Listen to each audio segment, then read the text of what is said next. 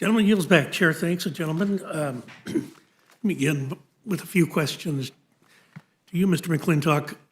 I was with that group that Speaker Johnson took down to Eagle Pass a few weeks ago, and I think you were on that trip as well, were you not? I was. And it was striking how you saw on the news from the week before, thousands of people queued up in that field. They still had the orange fencing up. Thousands of people queued up in that field, and yet when we arrived, there were zero. Well, not exactly zero. There were still groups crossing Sure. and taunting the Border Patrol as they crossed. That's what I found the most infuriating. It was They're infuriating. basically thumbing their noses at us. However, it can be, what is also infuriating is to recognize that it can be stopped. It can be controlled. It can be halted. Now, I don't know whether that was Joe Biden or the cartels that decided it would be better to keep throngs of people away from Eagle Pass, Texas that day while members of Congress showed up.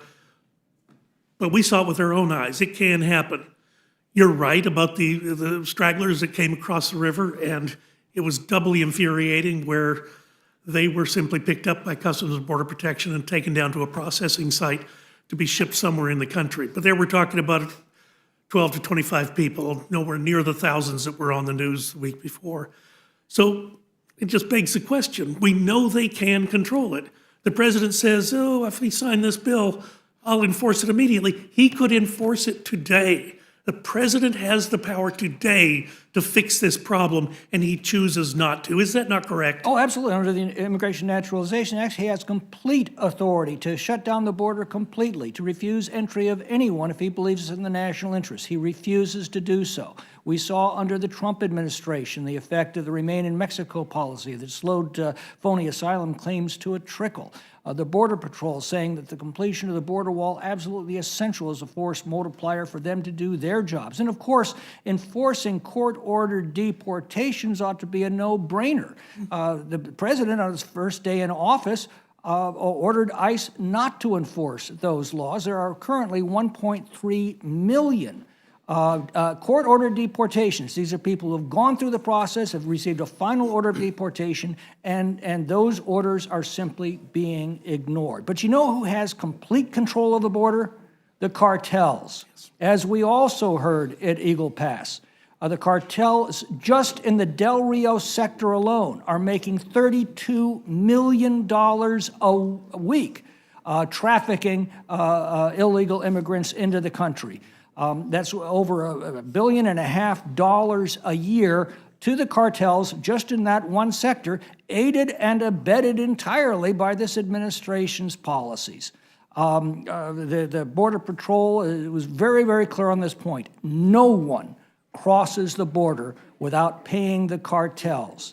It's only when they reach our side of the border that there's no control. So the cartels are making over $1 billion a year controlling the border, and this administration is spending billions of dollars a year with it wide open, and those billions of dollars are going to traffic millions of illegal immigrants into the country to the detriment of the people of this nation. Yeah, I've heard it said before that no one goes into the river without permission from the cartels and probably some sort of monetary exchange. Right, and if I could add just one other thing in response to the ranking member, he should know, it's not just conviction. He's saying, well, you don't have to be convicted. That's true. Under this bill, you don't have to be convicted after years and years of cases. But if you're not convicted, you have to have confessed to that crime. This doesn't simply deport someone based upon somebody's suspicion or accusation. Either they're convicted of it or they have to admit to it. Those are the criteria under which these bills operate. So to suggest that somehow this is an arbitrary expulsion is simply false. So let me ask you another question on the issue of there is already existing law to cover each of these eventualities. What, with your work on the committee, what is your response to that? Well, again, the experience has been that under current law, it can take years and years and years to expel somebody who's admitted to the crime but is now contesting it in court. This ends that farce and assures that these people can be expelled. If they've admitted to their crime, get them out of the country. You know, we've been at this for a long time.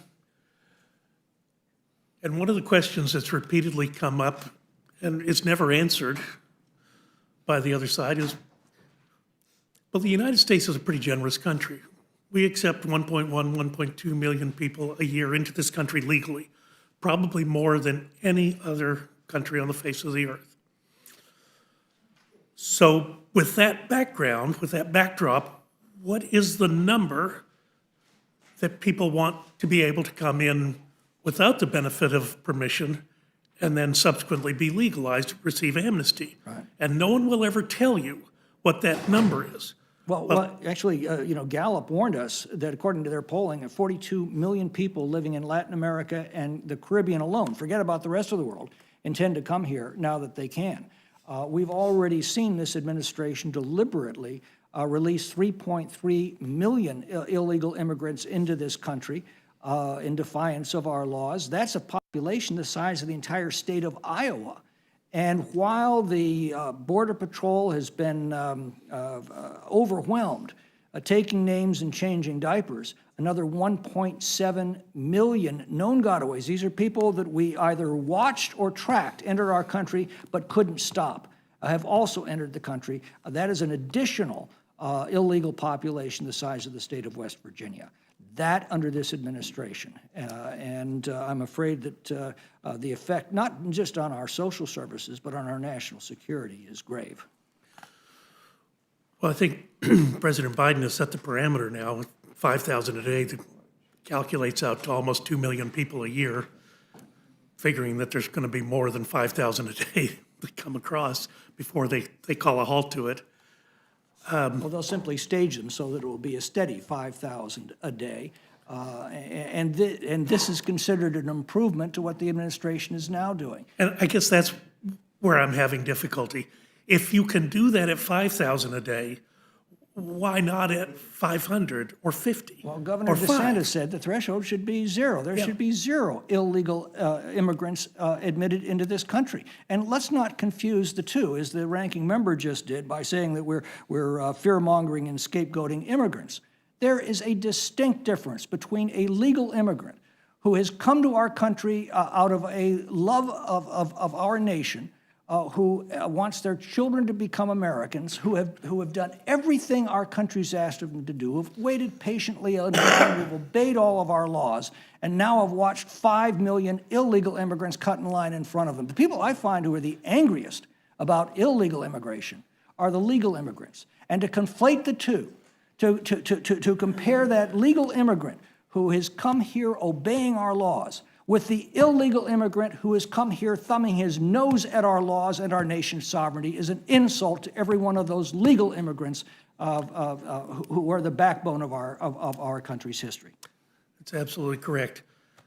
I'm going to yield to the ranking member for any questions he may have.